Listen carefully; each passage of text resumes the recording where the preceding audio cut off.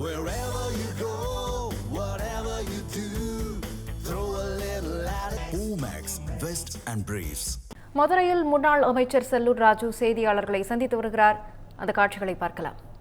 அறிவித்திருக்கிறார். ஆக அவருடைய நிதி ஆளுமை என்பது எல்லாருக்குமே தெரிந்த ஒன்று. எனவே அதையெல்லாம் எங்கள் பொதுச் செயலாளரே நேரத்தையே சொல்லிவிட்டார். எல்லாமே எங்களுடைய அந்த வரவு செலவை எப்படி பெருக்குமோ என்பதெல்லாம் எங்கள் பொதுச் செயலாளருக்கு தெரியும். சிறப்பாக செய்வார். திமுக மாதிரி நாலில் ஒரு பங்கு கூட நிறைவேற்றாத கட்சியாக அண்ணா திராவிட முன்னேற்ற கழகம் இருக்காது. மக்களுக்கு அறிவித்த அத்தனை திட்டங்களையும் நிறைவேற்றுவதற்கு அண்ணா திராவிட முன்னேற்ற கழகத்தின் தலைமையிலான எங்களுடைய பொதுச் செயலாளர் புரட்சி தமிழர் எடப்பாடியார் நிறைவேற்றி காட்டுவார்.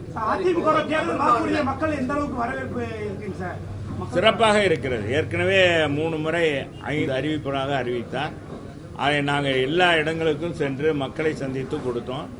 எல்லோருமே அதை வரவேற்றார்கள். குடும்பத்துக்கு 1000 ரூபாய் 10,000 ரூபாய் வழங்குவது, எடுத்த உடனே 10,000 ரூபாய் வழங்குவது என்பது மக்கள் எல்லோருமே இன்றைக்கு எவ்வளவு தூரத்தோ அவங்க கஷ்டப்படுறாங்க என்பதை ஒரு அறிந்து கொண்ட சாதாரண நிலையிலிருந்து அந்த மக்களை பார்த்த ஒரு முதலமைச்சர், ஒரு தலைவர் யாருன்னா எங்க புரட்சி தமிழர் எடப்பாடியார் தான்.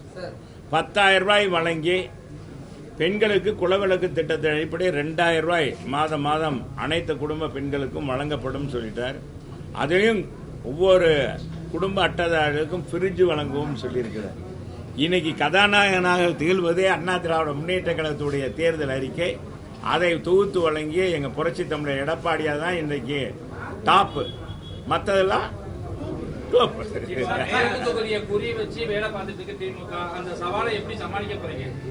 மக்கள் தாங்க எஜமான். மக்களை வச்சுதான் அங்க இது பண்ணணும். எங்க கழக நிர்வாகிகள் அதெல்லாம் பார்த்துக் கொள்வாங்க. அது இது பண்ணுவாங்க.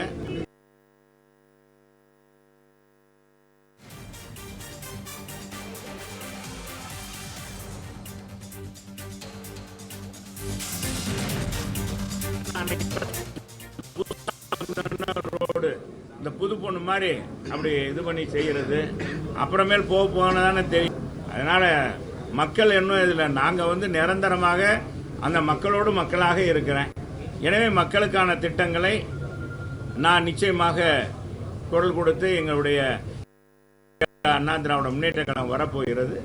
அதிகமான திட்டங்களை கொடுத்து மதுரை மக்கள் இன்றைக்கு போற்றுகின்ற அத்தனை வளர்ச்சி பணிகளும் எங்க காலத்தில் கொண்டு வந்ததுதான். திமுக காலத்தில் 5 ஆண்டுகளில் ஒரு திட்டம் கூட கொண்டு வரல. இதிலே தெரியும்.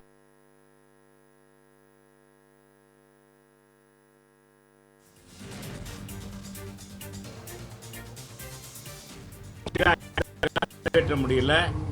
இன்னும் பல பிரிவுகளில் இன்னும் பாதாள சாக்கடை இணைப்பு கொடுக்கல. முல்லை பெரியார் கூட்டு குடிநீர் திட்டம் இன்னும் சரியாக வழங்கவில்லை. அது 24 மணி நேரமும் கொடுக்க வேண்டும். அதுதான் அது முறை. பார்த்தீங்கன்னா நிறைய சர்ப்ளஸாக வாட்டர் வருகிறது. 225 வரணும் வருகிறது. அதை முறையாக இவங்க அதை நீரோட்டம் பார்த்து அதனுடைய ஒவ்வொரு தொட்டியிலிருந்தும் எவ்வளவு இறக்க வேண்டும், எவ்வளவு வீடுகளுக்கு போகுது என்பது தரமான பைப்புகள் பதிக்கவில்லை.